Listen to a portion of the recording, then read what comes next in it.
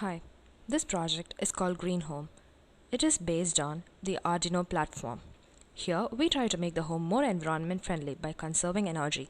In the first half, we'll see how the electricity in home can be conserved by switching on and off of lights only when needed. We have a relay for automatic switching off on and off of the relay. A proximity sensor is attached to the door, is used to keep track of whether the person has entered the room or not. Another feature of this is, depending on the amount of natural light availability through the windows in the room, the light switches on when the person occupies it. When the LDR in the INDUINO board is closed, meaning less amount of natural light, the bulb should glow. On the other hand, if the LDR is exposed to sufficient amount of light, the bulb will not glow. Now, we'll move on to see how the project works. Here, instead of the thermocol on the box, I'm using a notebook to control whether the person is opening and closing the door for better results. As you see, when the person had opened the door and entered, the bulb glowed. When the person opened and came out again, the bulb does not glow.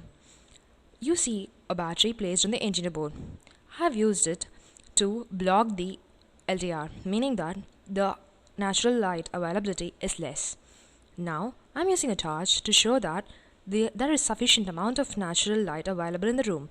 So, when the person opens and goes in, the bulb does not glow, showing that the natural light is sufficient enough for the visibility of the person, thus conserving energy. However, when the LDR is closed again, meaning there is no sufficient amount of light available. When the person opens the door and enters the room, the light glows. A relay has been used to switch on and off of the light. Now the person uses the bathroom. And now when he exits, the bulb switches off again. This automatic control helps us to conserve a lot of energy in the present day scenario, where conservation of energy in one generation helps the next. Next, we will see about the intelligent motor. Here, the objective is to switch off the motor when the water in the tank has reached the maximum level. Here, we use a relay to control the switching off of the motor and a water level indicator circuit to check if the water in the tank has reached the maximum level. We use a CD4066 IC as the main component of the water level indicator circuit. This picture shows the place where the water is pumped up, and the next one shows us the tank. There, different levels of suspended wires are used to indicate how full the tank is. Now let's see the working of the circuit.